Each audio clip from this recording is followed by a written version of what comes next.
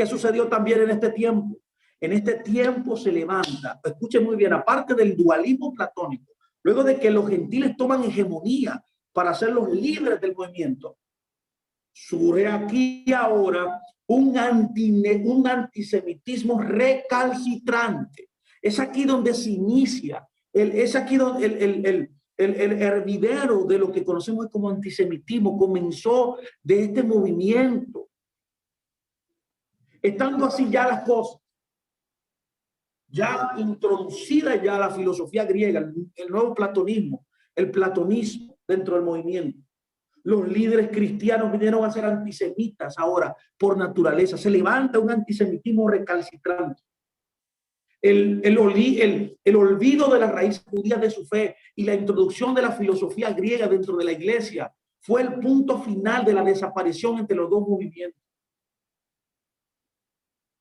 Esto causó ya que definitivamente hubiera un rompimiento. Por tanto, el establecido por Yeshua y por los apóstoles y el iniciado por los líderes gentiles de la iglesia, que fue diferente a lo que Yeshua y sus apóstoles habían enseñado y establecido. Consecuentemente, este cristianismo no solamente se separó del mesianismo, sino que también se constituyó en enemigo acérrimo del judaísmo, que hasta el día de hoy todavía eso existe. Veamos algunos ejemplos. Por ejemplo, veamos primero a Justino Mártir, del año 100 al 165. Justino Mártir, en su tesis teológica, que era doble, él sostenía que primero el convenio con los judíos ya había caducado y que no tenía ya validez. Eso fue Justino Mártir en el año 100 al 165 que él vivió. Lo primero que él sostiene, su tesis era doble. Primero, que ya el pacto que el Eterno con Israel ya había caducado. Eso es lo primero. Y segundo, que los gentiles habían reemplazado a los judíos en el plan redentor de Dios. Luego en el año 109 se levanta después del Mesías otro personaje llamado Ignacio de Antioquía, que enseñaba que cualquiera que celebraba la Pascua con los judíos o recibiese emblema de la fiesta judía, se hacía partícipe de los que mataron al Señor. ¡Wow! ¡Cuánto odio proliferaron esta gente! Luego se levanta Tertuliano del año 160 al 220 y siendo uno de los cristianos más influyentes de su época, su teología fue formativa de lo que conocemos como cristianismo. Escribió un tratado llamado Contra los Judíos, que está disponible, usted lo puede buscar, en el cual culpó a todos los judíos por la muerte del Mesías. No se queda ahí este odio antisemita fuerte de estos padres de la iglesia, como se le conoce. Se levanta también Clemente de Alejandría del año 150 al año 215 después del Mesías, lo cual enseñó que la filosofía griega y no las escrituras judías, dígase el Tanakh, dígase los profetas, los escritos y la Torá, eran la mayor herramienta para que los gentiles entendieran a Yeshua. Escuche esto. Usando, entonces, proliferaba, él enseñaba la filosofía griega para explicar a Yeshua como el Logos. Para poder entender y explicar que él era el Logos, sería mejor usar la filosofía griega que usar el mismo Tanakh. No se queda ahí. Otro personaje histórico llamado Orígenes, del año 185 al 253 después del Mesías. Este personaje acusó a los judíos de ser conspiradores de la muerte de Cristo. Escúcheme muy bien. No solamente con Cristo, sino también con la muerte de cristianos. Y desarrolló en su agenda teológica, educacional, una escuela llamada la Escuela de Alejandría, que fue un centro de entrenamiento teológico que usaba el método alegórico de interpretación bíblica como el único válido. Para Orígenes, el método básico para entender la palabra del Eterno no es un sentido literal, como se enseña en los 4 niveles de entendimiento, el Pardés, que hay un nivel literal y es el nivel más fundamental. El Talmud dice que no se puede destruir el Peshat, el literal. Si yo interpreto la Biblia en un nivel Remes, o en un nivel Drash, o en un nivel Zod, si estos 3 principios de interpretación destruyen lo literal, no se acepta. Lo literal es la base central para interpretar las escrituras, que envuelve lo literal, que envuelve el contexto, el idioma, que envuelve las frases idiomáticas. Entonces él decía, Orígenes, que eso no era así. Él decía que el método alegórico era el principal instrumento para poder interpretar las escrituras. Él decía que usando este método era la mejor manera de poder acceder a la información que la Torá nos estaba dando. Este hombre nació en Alejandría, en Egipto, la ciudad que fue fundada, le llamaron Alejandría en honor a Alejandro el Grande, Alejandro Magno. Orígenes tuvo una infancia y una juventud totalmente impregnada con el platonismo y el neoplatonismo, impregnada de la filosofía griega, aplicada a la ciencia y a la literatura. Este método griego de interpretación alegórico que sostenía Orígenes, lo adaptó como el método de estudio de interpretación del Tanaj. Y sus estudios también fueron formados como una mentalidad teológica. Todo el que estudiaba bajo Orígenes aprendió a interpretar la escritura de una manera alegórica. Un filósofo griego de la escuela de los estoicos llamado Pantenos fue convertido a las enseñanzas del Mesías, a la enseñanza de Cristo, y vino a ser el director de la escuela de Alejandría aproximadamente en el año 180 después del Mesías. Uno de los principales estudiantes fue nada más y nada menos que Clemente. Escucha bien dónde aprendió Clemente y cómo él introduce esta metodología, este pensamiento al cristianismo. Por tanto, al convertirse al judaísmo, al cristianismo, el hombre va al seminario de Alejandría bajo la dirección de un filósofo griego llamado Partenos.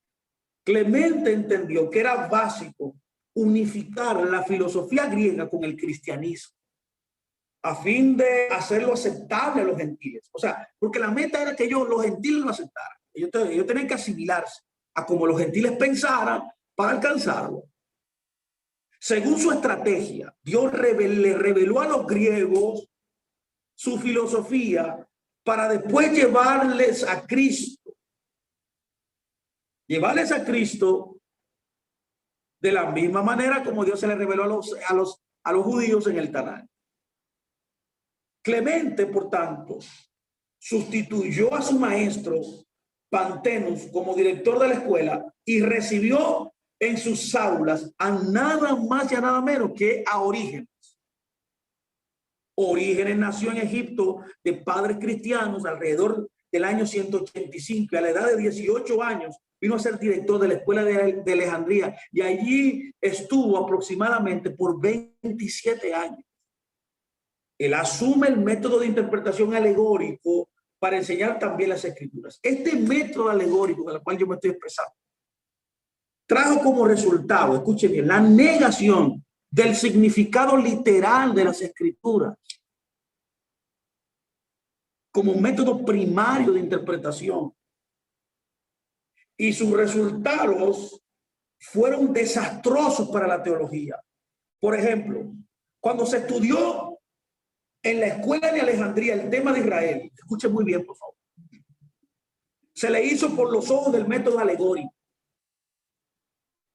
lo cual dio paso a la teología del reemplazo, por el cual la iglesia cristiana es el nuevo Israel. Las maldiciones entonces se dejaron para el Israel físico y las bendiciones se le transfirieron a Israel espiritual. ¿Qué cosa es? Desde entonces, dos Israel existen en la mente de la mayoría de los cristianos. Desde ese momento, sin darse cuenta que este dualismo teológico, ¿vio? Ya estamos hablando de un dualismo teológico ya. Concibe lo físico como contrario al espiritual, dualismo. Por debajo de lo espiritual, separado de lo espiritual, y en lo inferior o la inferior clase, subliminalmente, el antisemitismo encontró esta teología en el campo apropiado para minar las mentes de las personas. En adición a todo este desastre, Orígenes no solamente estableció la escuela de Alejandría, sino que fundó también otra en Cesarea de Filipo. Y en ambas escuelas, todos sus estudiantes cristianos vinieron a ser luego pastores y líderes de la iglesia, que fueron forjados en el sistema de alegorización de las escrituras y consecuentemente con la teología del reemplazo. No se queda ahí. Surge otro personaje llamado Eusebio, del año 263 al 393 después del Mesías. En Cesarea, Orígenes deja a un amigo y un discípulo, Pánfilus, le deja la dirección del centro teológico donde se graduó Eusebio. Escuche muy bien. También fue entrenado Eusebio en el método alegórico, quien vino luego a ser conocido como el padre de la historia de la iglesia. Óyame, el padre de la historia de la iglesia, ¿de dónde viene? ¿Cuál es su formación teológica? Por sus escritos de los análisis históricos de aquellos años iniciales. Fue nombrado obispo de Cesarea y después amigo y consejero nada más y nada menos que el del emperador Constantino, quien nominó luego el cristianismo como la religión oficial del imperio. Eusebio fue muy claro en mostrar con su método de interpretación alegórica que las maldiciones del Tanaj eran para los judíos y las bendiciones eran para los cristianos. Ya hay ¿qué cosa es esta? Hay ñeñe. La iglesia, según Eusebio, escuchen muy bien, era el nuevo y el verdadero Israel de Dios, y que a ella había reemplazado al Israel literal en los pactos divinos. En ese proceso, la mente de Orígenes estuvo siempre presente a través de los discípulos. No se queda ahí, ¿eh? Mire el odio tan profundo de este grupo de personas. Luego viene un personaje llamado Juan Crisóstomo en el año 344 al 407 después. Él fue el obispo de Antioquía, el obispo de la iglesia de Antioquía, ¿eh? Juan Crisóstomo. Era considerado el mejor predicador de su época.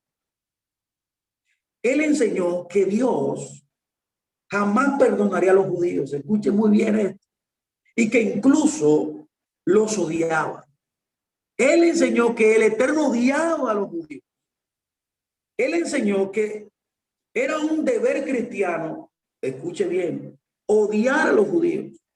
Los judíos para Crisóstomo eran los asesinos de Cristo y eran adoradores del Satán, adoradores del diablo. En uno de sus mensajes encontramos declaraciones como esta. Escuche bien, lo cito. La sinagoga es peor que un prostíbulo, el templo de de los demonios, el lugar donde se reúnen los asesinos de Cristo, una casa peor que una taberna, una cueva de ladrones, habitación de iniquidad, refugio del diablo, un engendro de perdición. En cuanto a mí, yo odio la sinagoga y odio a los judíos por la misma razón. Fin de la cita. Este personaje llamado Juan Crisóstomo. Eso no se queda ahí. Mire, Jerónimo también, en el año 345, el 420 después del Mesías, se levanta y fue quien hizo por primera vez la traducción de una Biblia al latín, que fue conocida como la Vulgata, que fue la versión oficial del catolicismo romano. Él enseñaba que los judíos eran incapaces de entender las escrituras. Oye, y que debían ser duramente perseguidos hasta forzarlo a confesar su verdadera fe, que era el cristianismo. Jerónimo fue un contribuyente a la idea de establecer el reino espiritual del Mesías por medio del imperio y por medio también de la iglesia. Luego se levanta otro personaje llamado Agustín de Hinopa, del 354 al 430 después del Mesías, quizás el más importante teólogo de la historia del cristianismo, que usó nada más y nada menos para enseñar el pensamiento alegórico de Orígenes. Y en una de sus obras, se llama La Ciudad de Dios, explicó que el reino literal que fue prometido a Israel bajo el Mesías debía ser entendido espiritualmente, alegorizando. Negó la realidad de un milenio literal, con un Mesías literal, gobernando el mundo desde Jerusalén, y aplicó tal principio a un reino espiritual en el corazón de los hombres por medio de la iglesia, no por medio de Israel. Según Agustín, estamos ya viviendo en el milenio y en el reino de Dios, que es la Santa Iglesia. Eso enseñaba él. Si usted se hace miembro de la iglesia, entonces en sus conclusiones, usted se convierte en un ciudadano de la Nueva Jerusalén, que es espiritual y no es literal. Para Agustín, el diablo ya está atado y los cristianos estamos estableciendo el gobierno de Dios sobre la tierra. Cuando hayamos conquistado todo el mundo, con ayuda del imperio, Yeshua vendrá por segunda vez y la eternidad comenzaría. Esto enseñaba Agustín. Wow, cuánto odio en sus palabras, cuánta información destructiva. Propició antisemitismo por estas personas.